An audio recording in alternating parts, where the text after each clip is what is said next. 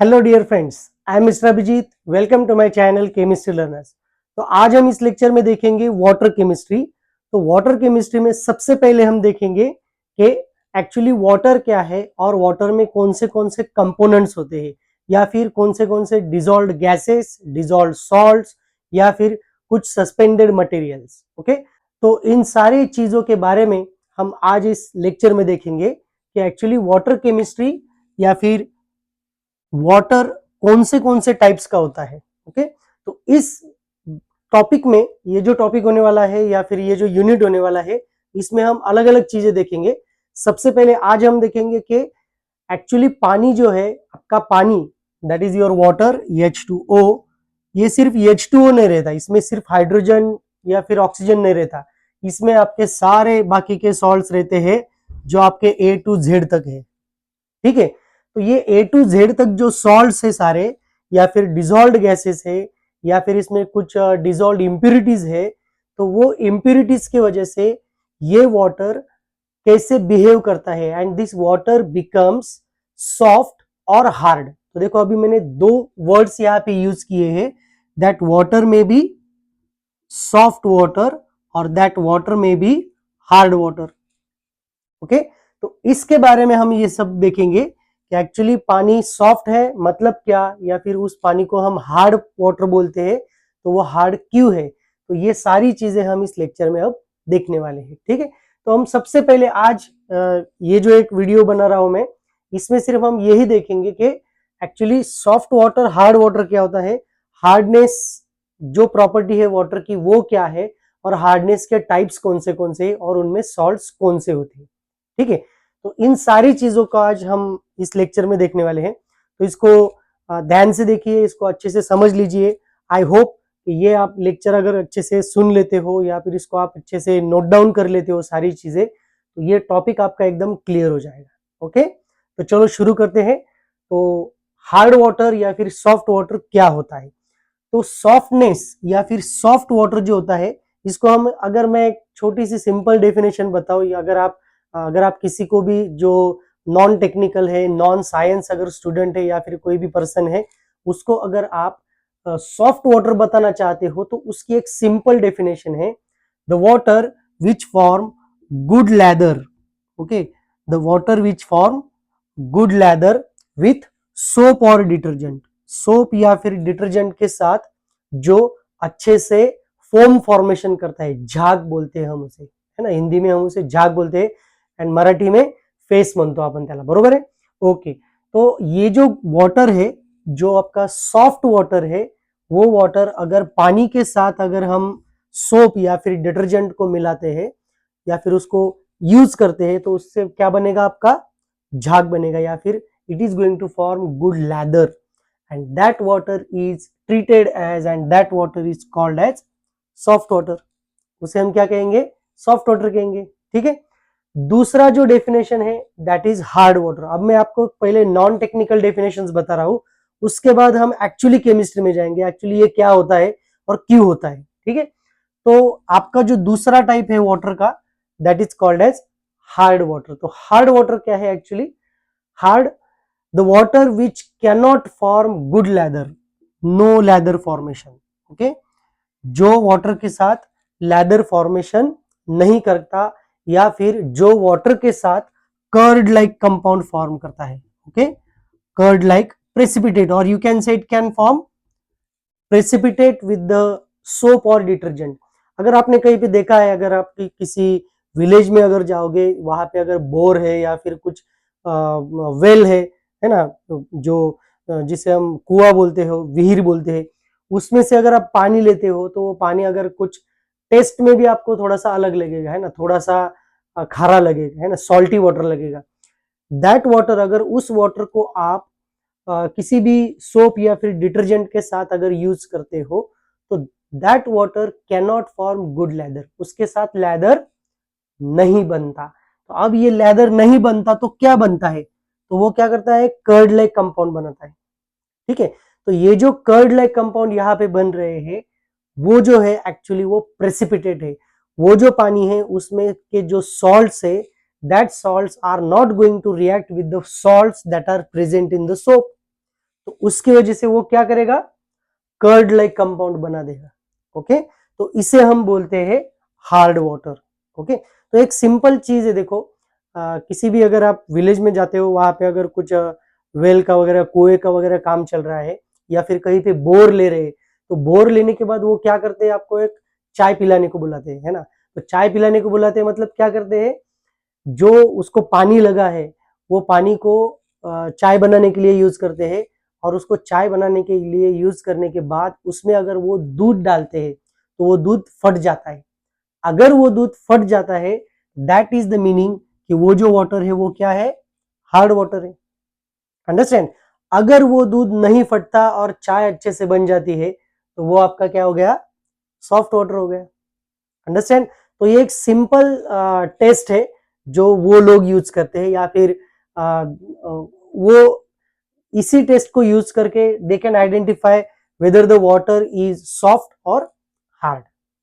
Understand. अब मैं आपको टेक्निकल डेफिनेशन बताऊंगा। ओके, तो टेक्निकल डेफिनेशन, सोप या फिर जो आपका सॉफ्ट वाटर होता है, वाटर जो है अगर वो सॉफ्ट है, इसका मतलब उसमें क्या है, सोडियम या फिर पोटेशियम के सॉल्ट से। क्या है उसमें, सोडियम या फिर पोटेशियम के सॉल्ट से। अगर आपका जो पानी है वो अगर हार्ड है, तो उसमें मैग्नीशियम या फिर कैल्शियम के सॉल्ट से। यह आप अच्छे से ध्यान में रखो। इसको ध्यान में रखने के लिए और एक चीज बताता हूं आपको, ये जो एक एक पॉजिटिव चार्ज है, ये एक पॉजिटिव चार्ज जिसपे है, वो पॉजिटिवली चार्ज आयंस जो है, that are going to form softness in the water, और जिनके ऊपर अगर +2 चार्ज है, particularly magnesium and calcium ions, they are going to form the hardness in the water. Understand? तो अब मैं फिर से मेरी डेफिनेशन जो है उसको मैं फिर से रिवाइज करूंगा। अब ये सिर्फ सोडियम और पोटेशियम के सॉल्ट ये ऐसे है और यहाँ पे घूम रहे हैं, ऐसा नहीं है। दिस सोडियम पोटेशियम सॉल्ट या फिर मैग्नीशियम और कैल्शियम के salt, they are combined with other negatively charge ions, anions के साथ। तो अब ये एनायंस कौन से है, तो ये एनायंस की लिस्ट में यहाँ पे आपको दिखाऊंगा। ठीक है, तो ये एनायंस कौन से है, देखो, तो एनायंस लाइक, तो एनायंस कौन से होंगे, कौन से होंगे, they may be carbonates, okay, they may be bicarbonates, they may be sulfates, they may be chlorides, okay, or sometimes they may be nitrates। ठीक है, तो ये सारे सॉल्ट्स अगर इसके साथ आते हैं, सोडियम या फिर पोटेशियम के साथ, ओके, तो देखो ये सारे जो सॉल्ट है, ये अगर सोडियम या फिर पोटेशियम के साथ आते हैं, तो उस वाटर को हम क्या कहेंगे, सॉफ्ट वाटर कहेंगे। ये सारे सॉल्ट्स अगर मैग्नीशियम या फिर कैल्शियम के साथ आते हैं, तो इसको हम क्या बोलेंगे, हार्ड वाटर बोलेंगे। अंडरस्टैंड। तो इनका फॉर्मूलाज कैसा है, देखो, कार्बोनेट्स CO3 2-, आपका हो गया बाइकार्बोनेट HCO3-, तीसरा आपका हो गया sulphate SO4 2-, chlorides Cl-, and nitrates NO3-। अब अगर मुझे कुछ सॉल्ट के एग्जाम्पल बताने हैं, है ना, अब मैं साइंटिफिक डेफिनेशंस में गया हूं, केमिस्ट्री में घुस गया हूं अभी, तो ये देखो, soft water that is your going to form good leather, या फिर the water which contains sodium and potassium salts of carbonates, bicarbonates, sulphates, chlorides, nitrates, that water is called as soft water. दूसरी definition, hard water, the water which contains magnesium and calcium salts of carbonates, bicarbonates, sulfates, chlorides and nitrates।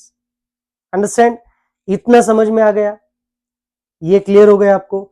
चलो, तो इसके examples कैसे बनाएंगे, देखो, example अभी आपको मैं सॉफ्ट वाटर है और उस सॉफ्ट वाटर में कौन से सॉल्ट्स प्रेजेंट होते हैं उसका एग्जांपल बताऊंगा। देखो सॉफ्ट वाटर में कौन से सॉल्ट्स होते हैं, देखो अभी ये सोडियम के साथ में कार्बोनेट को ऐड करूंगा, देखो NaCO3।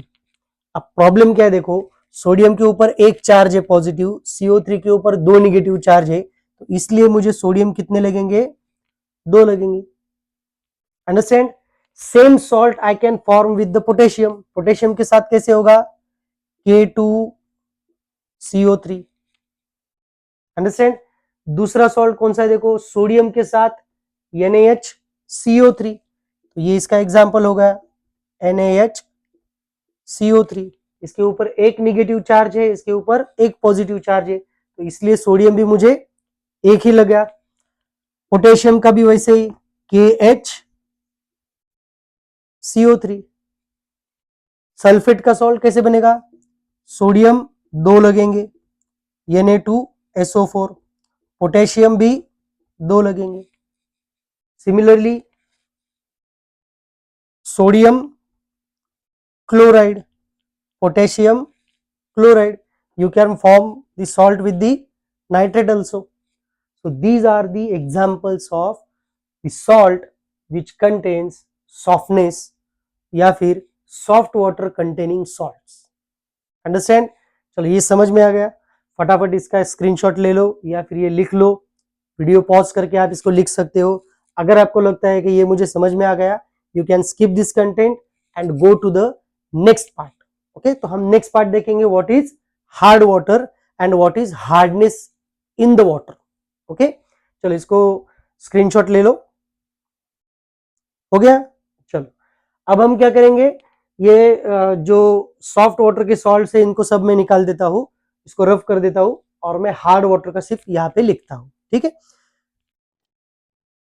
Okay, now will see hard water. Hard water मतलब खाने के लिए हार्ड है या फिर दांतों को चुभ रहा है, ऐसा नहीं है। ओके, तो हार्ड वाटर मैंने अभी बताया था, the water which can not form lather with soap और detergent but it forms curd like compound या फिर प्रेसिपिटेट, ओके, विथ सोप और डिटर्जेंट।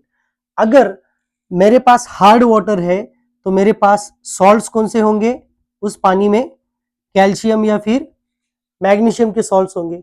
ओके, तो अगर ये कैल्शियम या फिर मैग्नीशियम के सॉल्ट्स इनके साथ, इन एनायंस के साथ, कार्बोनेट्स, बाइकार्बोनेट्स, सल्फेट, क्लोराइड्स और नाइट्रेट के साथ अगर मिल जाते हैं तो क्या होगा, ये हार्ड वाटर बनाएगा। ठीक है, तो एग्जाम्पल लिखना है मुझे, एकदम सिंपल कंसेप्ट है। देखो इनके ऊपर क्या है, चार्ज, दो पॉजिटिव चार्ज है, इसके ऊपर भी दो निगेटिव चार्ज है, ये भी दो निगेटिव चार्ज वाला है, तो ये भी सेम नंबर लगेंगे। ठीक है, अब कैसा हुआ कि देखो मैग्नीशियम कार्बोनेट लिखना है मुझे, MgCO3, ये आपने शायद देखा होगा। दूसरा कैल्शियम कार्बोनेट, CaCO3। तीसरा कौन सा है, देखो ये दूसरा HCO3 माइनस। अगर मुझे Mg लिखना है और HCO3 माइनस है, इसके ऊपर एक चार्ज है, इसके ऊपर दो चार्ज है, तो मुझे ये दो लेने पड़ेंगे, है ना, MgHCO3 ट्वाइस। अंडरस्टैंड। दूसरा क्या हो गया, CaHCO3 ट्वाइस, कैल्शियम या फिर magnesium sulphate, calcium sulphate. Chlorine के लिए एक निगेटिव चार्ज है, जैसे ये दो लिए थे मैंने, वैसे इसका फॉर्मूला बनाऊंगा मैं, MgCl2 CaCl2। Similarly you can write the salts with the nitrate also. Understand? अब ये आपको समझ में आ गया कि हार्ड वाटर अगर है तो उस हार्ड वाटर में कैल्शियम या फिर मैग्नीशियम के सॉल्ट्स होते हैं। कौन से salts, carbonate, bicarbonate, sulphate, chlorides and nitrates. Understand, ये टोटली आपको समझ में आ गया। मुझे प्रॉब्लम किसके साथ है, हार्ड वाटर के साथ है, क्योंकि ये हार्ड वाटर बहुत डेंजर होता है। सॉफ्ट वाटर कुछ नहीं, हम जो पानी पीते हैं that is your soft water, okay, that is different thing कि उसमें कुछ माइक्रो ऑर्गेनिजम्स होंगे वगैरह वगैरह, वो चीजें अलग है। पर अगर मेरे पास पानी है और उस पानी में अगर हार्डनेस कॉजिंग सॉल्ट है, that water is very dangerous to the all types of industrial processes. जैसे कि अगर उस पानी को आपने कुछ टेक्सटाइल इंडस्ट्री में यूज किया, अगर उस पानी को आपने कुछ बॉयलर्स में यूज किया, अगर उस पानी को आपने जैसे कि सपोज मेडिसिन में यूज किया, मेडिसिन बनाने के लिए यूज किया, तो वहां पेंट या फिर आपके जो वर्निशेस की जो इंडस्ट्रीज वगैरह होती है, पॉलीमर की इंडस्ट्रीज होती है, उसमें अगर उस पानी को आपने हार्ड वाटर को यूज किया, तो that water can give you lot of troubles into the water. वो स्ट्रक्चर को या फिर उस कंपाउंड्स को, केमिकल्स को, सबको डैमेज कर देगा, क्योंकि वो क्या है, हार्ड वाटर है। तो that property of hard water जिसमें कैल्शियम और मैग्नीशियम के सॉल्ट्स होते हैं, उस प्रॉपर्टी को हम क्या कहते हैं, हार्डनेस। क्या कहते हैं उसे, हार्डनेस ऑफ वाटर। तो अब ये सबसे इंपॉर्टेंट पॉइंट होने वाला है हमारा कि what is the hardness, what are the types of hardness and what are those salts which are present in that particular types. ये हम अब आगे वाला पार्ट देखने वाले। ये आपको समझ में आ गया, hard water and soft water. Okay, तो चलो इसका भी आप स्क्रीनशॉट ले लो फटाफट, उसको बाद में इसको रफ करता हूं, ठीक है। तो अगला हमारा जो पॉइंट होने वाला है वो है हार्डनेस ऑफ वाटर। तो हार्डनेस, तो एक्चुअली सॉफ्ट वाटर के लिए मुझे कुछ भी दिक्कत नहीं है। अब हमारा जो ये टॉपिक है वाटर केमिस्ट्री का, वो सॉफ्ट वाटर को हमने अभी छोड़ दिया, क्योंकि उसकी हमें कुछ जरूरत ही नहीं है, क्योंकि जरूरत मतलब उसका कुछ ट्रबल ही नहीं है, उसका कुछ प्रॉब्लम भी नहीं है केमिस्ट्री में। अब प्रॉब्लम किसका है, जो पानी हार्ड है उसका प्रॉब्लम है, क्योंकि उसकी वजह से बॉयलर में भी ट्रबल्स आते हैं। वो क्या है, वो उसके लिए मैं अलग वीडियो बनाऊंगा। अब ये जो हार्डनेस है, ये हार्डनेस दो टाइप के होते हैं। There are two types of hardness. One is called as temporary hardening. एक को क्या कहते हैं हम, टेम्पररी हार्डनेस, और दूसरे को हम कहते हैं परमानेंट हार्डनेस। दूसरे को क्या कहते हैं हम, परमानेंट हार्डनेस। तो अब ये अच्छे से समझ लो कि टेम्पररी हार्डनेस क्या है और परमानेंट हार्डनेस क्या है। ये जो टेम्पररी हार्डनेस है, इसके नाम में ही लिखा है, फिर से मैं आपको नॉन टेक्निकल डेफिनेशन बता रहा हूं। टेम्पररीली प्रेजेंट, जो पानी में टेम्पररीली प्रेजेंट होता है जो हार्डनेस, उसे हम टेम्पररी हार्डनेस कहते हैं। और उस टेम्पररी हार्डनेस को हम क्या कर सकते हैं, रिमूव कर सकते हैं। How, by boiling, removed by boiling और केमिकल प्रोसेसेस। ओके, अगर मैं कुछ केमिकल प्रोसेसेस वगैरह बॉइलिंग करता हूं उस वाटर को, तो ये जो टाइप का हार्डनेस है टेम्पररी हार्डनेस, उसको मैं रिमूव कर सकता हूं, इसलिए इसका नाम है टेम्पररी हार्डनेस। फिर से नॉन टेक्निकल डेफिनेशन बता रहा हूं परमानेंट हार्डनेस के लिए। The hardness which is permanently present in the water, जो परमानेंटली हार्डनेस प्रेजेंट है पानी में and which can not be removed. Okay, इसको हम रिमूव नहीं कर सकते हैं, can not be removed by boiling और बाय केमिकल प्रोसेसेस, जिसे मैं बॉइलिंग या फिर केमिकल प्रोसेसेस से रिमूव नहीं कर सकता। एक सिंपल आपको एक एग्जांपल बता दो, आपके घर में जब पानी आता है, अब तो सब लोग फिल्टर यूज कर रहे हैं, जब पानी आता है घर पे, अगर आप कुछ तालुका प्लेसेस या फिर कुछ विलेजेस में अगर जाओगे, तो वहां सब जगह पे फिल्टर नहीं है। What they are using alum, तुरटी हम उसे बोलते हैं ना, तो उस एलम को वो यूज करते हैं। That alum, that is the potassium salt. तो उस एलम को यूज करके वो पानी में उसको घोलते हैं, है ना, उसको घुमाते हैं। पानी को घुमाने के बाद क्या होता है, अगर उस पानी में कुछ हार्डनेस कॉजिंग सॉल्ट से, डिजॉल्व इंप्यूरिटीज बोलते हैं उसे, क्या बोलते हैं, डिजॉल्व इंप्यूरिटीज। ओके, तो वो डिजॉल्व इंप्यूरिटीज अगर उस पानी में है, तो वो डिजॉल्व इंप्यूरिटीज उस एलम के साथ रिएक्शन करके प्रेसिपिटेट हो जाते हैं। क्या हो जाते हैं, precipitate. And that precipitate may be settled at the bottom, या फिर कुछ एक छोटा सा एक लेयर जो होता है वो आपके टॉप में भी, पानी के टॉप के ऊपर भी आपको दिखाई देगा, तो वो वहां पे बनता है। What is that, actually it is precipitated salt. और वो जो सॉल्ट है वो क्या होते हैं, टेम्पररी सॉल्ट होते हैं। कौन से होते हैं? टेम्पररी।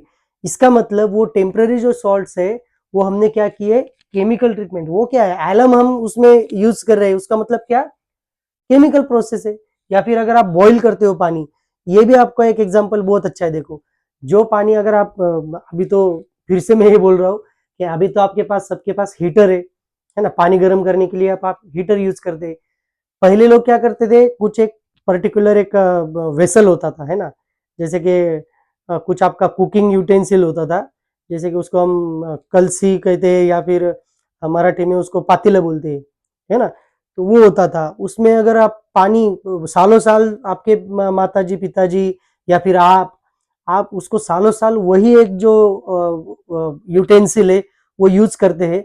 उसका कलर देखो आप, अगर आपके घर में अगर वो होगा तो उसका कलर देखो, जिसमें आप जो पानी आप उबालते हैं ना, मतलब नहाने के लिए उसमें पानी जो लेते हैं आप, है ना, उसको गैस के ऊपर रखते हैं या फिर शेगड़ी के ऊपर रखते हैं, स्टोव के ऊपर रखते हैं, कहीं कहीं पे चूल्हा होता है उसके ऊपर रखते हैं उस भांडे को, है ना, उस बर्तन को। ओके, तो वो जो बर्तन है, दैट बर्तन, उसका जो कलर है ना, उसके अंदर अगर आप देखोगे तो there is deposition of white colour solid, उसके ऊपर व्हाइट कलर सॉलिड का डिपोजिशन हुआ है।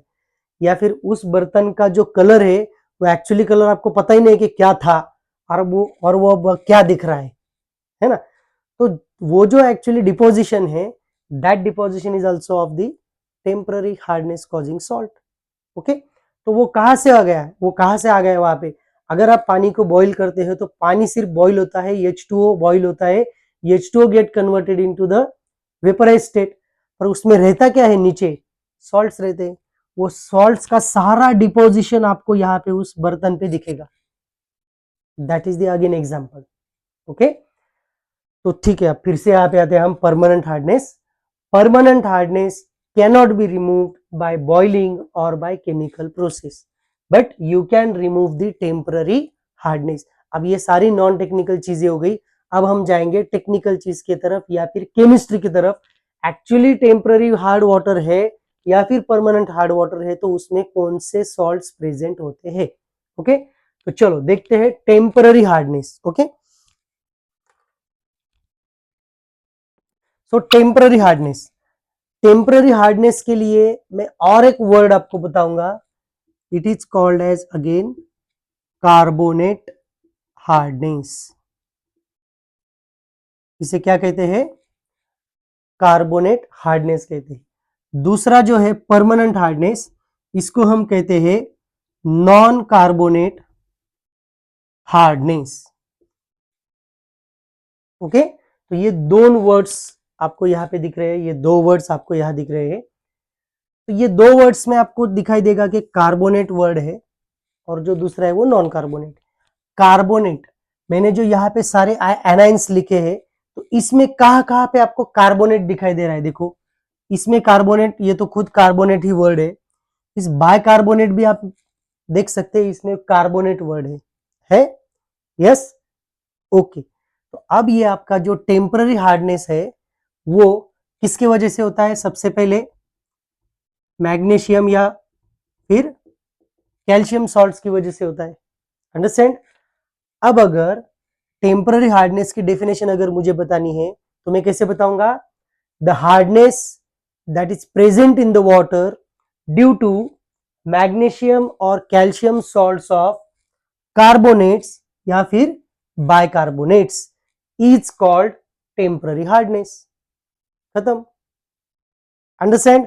सिंपल डेफिनेशन है, the hardness that is present in the water due to the magnesium or calcium salts of carbonates or bicarbonates is called temporary hardness।